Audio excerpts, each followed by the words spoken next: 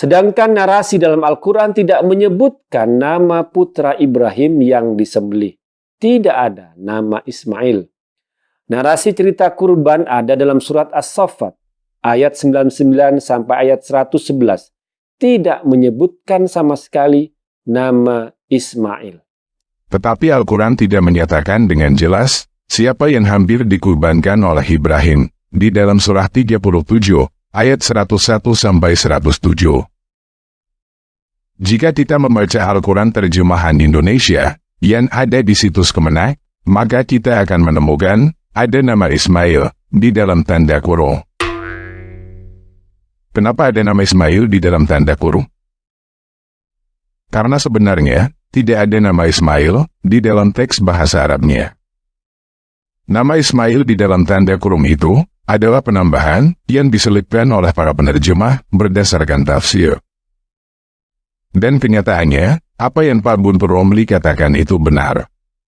Tidak semua ulama Muslim sepakat dengan penyeliban dalam tanda kurung Ismail itu.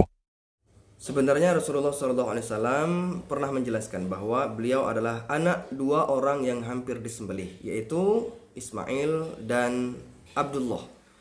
Lalu dari mana timbul perbedaan pendapat yang mengatakan bahwa anak itu adalah Ishak? Ternyata ada satu nama, yaitu mantan orang Yahudi yang masuk Islam, yang seringkali menceritakan kisah-kisah Israiliyat. Antara lain juga orang ini yang menceritakan tentang kisah Nabi Isa diangkat ke langit dan hidup sampai sekarang. Dan ternyata orang ini juga yang menceritakan atau meriwayatkan bahwa anak yang hampir disembelih itu adalah Ishak. Ini nih, tubuh yang putih ini. Jadi disinilah Nabi Ibrahim alaihissalam mau menyembelih putranya, yaitu Nabi Ismail alaihissalam. Coba.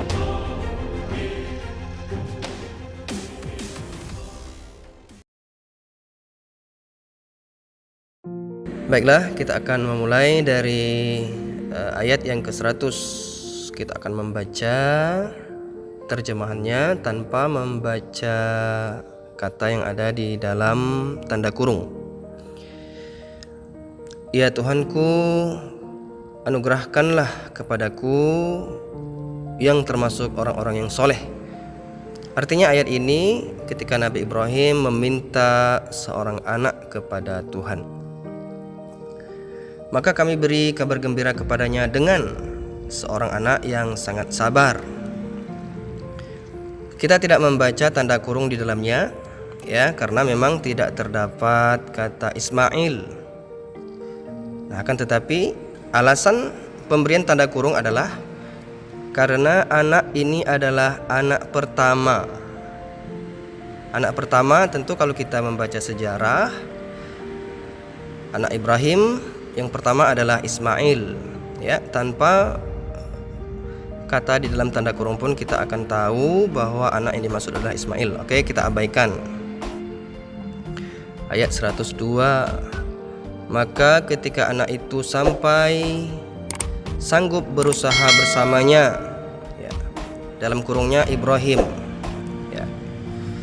Kita abaikan dalam kurung. Tentu bagi yang sudah paham, bersamanya maksudnya adalah Nabi Ibrahim. Berkata, wahai anakku, sesungguhnya aku bermimpi bahwa aku menyembelihmu. Maka pikirkanlah bagaimana pendapatmu. Dia menjawab, wahai ayahku, lakukanlah apa yang diperintahkan kepadamu. Insya Allah engkau akan mendapatiku termasuk orang yang sabar. Jadi Nabi Ibrahim mendapatkan mimpi bahwa ia harus menyembelih anaknya yang pertama ini, ya. Walaupun kita tidak membaca, tidak dituliskan di situ namanya adalah Ismail, nanti kita akan mengetahuinya. Ayat 103, maka ketika keduanya telah berserah diri dan dia membaringkan anaknya atas pelipisnya, lalu kami panggil dia, wahai Ibrahim, sungguh engkau telah membenarkan mimpi itu. Sungguh demikianlah kami memberi balasan kepada orang-orang yang berbuat baik. Ayat 106, sesungguhnya ini benar-benar suatu ujian yang nyata. 107, dan kami tebus anak itu dengan seekor sembelihan yang besar. Pada ayat 108, dan kami abadikan untuk Ibrahim di kalangan orang-orang yang datang kemudian. 109, salam sejahtera, selamat sejahtera bagi Ibrahim. 110, demikianlah kami memberi balasan kepada orang-orang yang berbuat baik.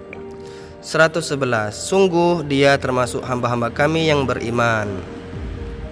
112, dan kami beri dia kabar gembira dengan Ishak, seorang nabi yang termasuk orang-orang yang soleh. Nah, nama Ishak baru disebut di sini. Pada ayat 112 ini disebutkan nama Ishak. Lalu yang menjadi pertanyaan, siapakah anak yang hampir disembelih tadi? Ketika kita menjelaskan dari ayat 100 sampai 111.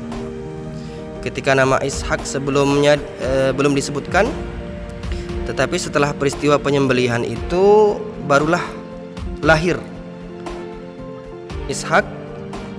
Nabi Ibrahim diberikan kabar gembira dengan kelahiran anaknya yang kedua, yaitu Ishak. Maka tidak sulit kita memahami ayat tersebut di atas menunjukkan bahwa anak yang hampir disembelih itu adalah anak yang pertama sebelum Ishak lahir. Walaupun anak itu tidak disebutkan namanya secara jelas, tetapi dapat kita fahami, dapat kita mengerti bahwa anak itu adalah Ismail walaupun tanpa menyebutkan namanya. Sedangkan Ishak disebutkan namanya setelah peristiwa penyembelihan itu, ya, walaupun tanpa tanda kurung sekalipun kita akan mengetahui anak itu adalah Ismail. Akan tetapi hanya untuk menegaskan dan menguatkan anak itu adalah Ismail, maka diberilah keterangan karena Ishak adalah anak yang lahir setelah peristiwa penyembelihan tersebut. Demikian, semoga bermanfaat. Assalamualaikum warahmatullahi wabarakatuh.